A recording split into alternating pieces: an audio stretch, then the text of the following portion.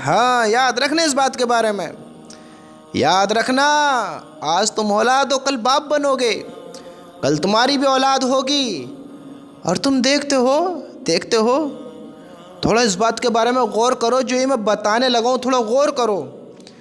آج تم باپ بنے ہو، تم اپنی اولاد سے کیسی محبت کرتے ہو، کتنا پیار کرتے ہو اپنی اولاد سے، جان نثار کرتے ہو، اس کے ماتھے چومتے ہو، اس کو گود میں کھلاتے ہو، اس کے لیے وقت نکالتے ہو، کتنا پیار کرتے ہو اپنی اولاد سے، بتاؤ کرتے ہو نہ کرتے ہو؟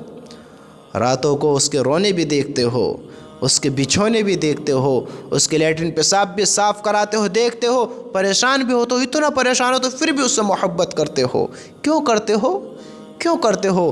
وہ تمہاری اولاد ہے، تمہاری اولاد ہے۔ اسی طرح تم بھی اپنے ماں باپ کے اولاد ہو، تمہارے ماں باپ بھی تم سے اسی طرح محبت کرتے ہیں، تمہارے ماں باپ نے بھی تمہیں اسی طرح پالا ہے، اور ابھی تم نے وہ قربانیاں نہیں دی ہیں جو وہ دے چکے ہیں، جو انہوں نے دی ہیں۔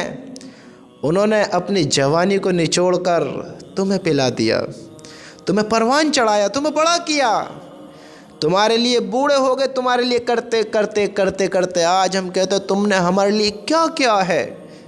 آج آنکھیں چڑھا کر بات کرتے ہیں، دلوں کو دکھاتے ہیں، ہاتھ اٹھاتے ہیں، ظلم کرتے ہیں۔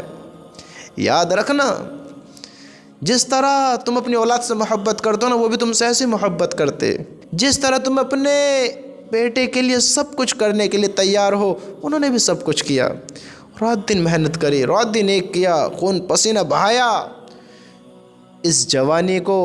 کبھی یہ جوانی بڑھاپے میں بدل گئی، وہ جوان تھے تو بچہ تھا، انہوں نے تجھے پال پوس کر بڑا کیا، ان کی کمر جھکی تیری کمر سیدھی ہوئی، ان کی ٹانگیں کمزور ہوئی تیری ٹانگوں میں جان آئی، وہ بوڑھاپے میں بوڑھے ہوئے تو جوان ہوا، آج تو کہتا ہے تم نے ہمارے لیے کیا کیا ہے۔ یاد رکھنا ماں باپ کو تو مقام بہت ہی بڑا ہے، اللہ نے ان کا مقام اتنا بڑا رکھا ہے کہ جنت کے قدموں میں رکھی ہے۔ ان کو راضی کرو گے تو جنت میں جاؤ گے، ان کو ناراض کرو گے تو جنت نصیب نہیں ہوگی۔ پھر بڑے سے بڑے عمل کر لو، بڑے سے بڑے حاجی نوازے بن جاؤ، بڑے سے بڑے عبادت گزار بن جاؤ، اگر ماں باپ کو ذلیل کرو گے، رسوا کرو گے، ماں باپ کو شرمندہ کرو گے، ذلت کے سہرے پہنو گے، ذلیل ہو جاؤ گے، دنیا میں بھی اور آخرت میں بھی، اللہ کی نظروں میں بھی برے بنو گے۔ یاد رکھنا آج تم اپنے ماں باپ کے ساتھ جو کر رہے ہو، کل تمہاری اولاد تمہارے ساتھ کرے گی، تمہاری اولاد تمہارے ساتھ بھی ویسے ہی کرے گی۔ یاد رکھنا جیسا آج تم اپنے ماں باپ کے ساتھ کر رہے ہو، کل تمہاری اولاد تمہارے ساتھ کرے گی۔ ماں باپ نے تمہارے لیے کیا کچھ نہیں کیا، بتاؤ؟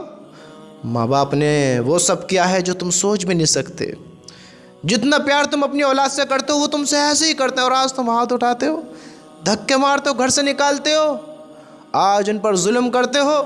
ذرا سوچو اگر تمہاری یہ اولاد جسے تم گود میں لیے ہوئے ہو، گود میں لیتے ہو، جن کے لیے تم رات دن ایک کرتے ہو، ہاں جن پر تم جان نثار کرتے ہو، کل یہ اولاد تمہارے منہ پر ایک تماچا کھینچے، ایک چاٹا کھینچے، زور سے کھینچ کر مارے، چار جنوں کے سامنے تمہیں ذلیل کرے، تم پر ہاتھ اٹھائے، تمہیں گھر سے دھکے مار کر نکالے، بتاؤ کیا محسوس کرو گے؟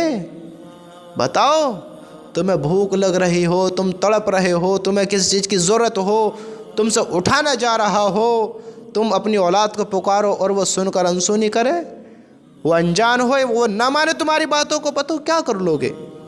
کیا کرو گے اس وقت میں؟ بتاؤ اس سچویشن میں کیا کرو گے؟ اولاد سے محبت باقی رہے گی؟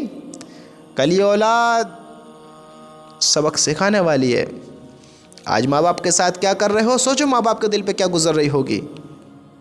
اپنا دکھتا ہے نا کہ اگر میرے ساتھ برا ہوگا تو مجھے کتنا برا لگے گا، جو ہم اپنے ماں باپ کے ساتھ کر رہے ہیں ان کو کتنا برا لگتا ہوگا۔ ارے ایسے انسان بنو، ایسی اولاد بنو کہ ماں باپ کو اچھی زندگی گزروانے کا ایک ڈریم ہو، ماں باپ کو راحت پہنچانے کا ایک ڈریم ہو کہ میری زندگی کا مقصد یہ ہے کہ میں اپنے ماں باپ کو راجا کی طرح رکھوں، راجا رانی کی طرح، ایک بادشاہ کی طرح رکھوں، ہاں کہ ان کو کوئی غم نہ پہنچنے دوں، جتنا مجھ سے ہو سکے اتنا تو کروں، میں ہی تکلیف کا سبب بننا ہوں، میں ہی تکلیف پہنچانے والا بن رہا ہوں، بھلا وہ انسان کس کا سگا ہوگا جو اپنے ماں باپ کا سگا نہ ہو؟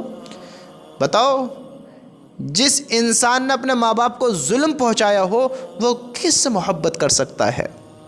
کس کے ساتھ وہ اپنا ہو سکتا ہے، سگا ہو سکتا ہے؟ بتاؤ۔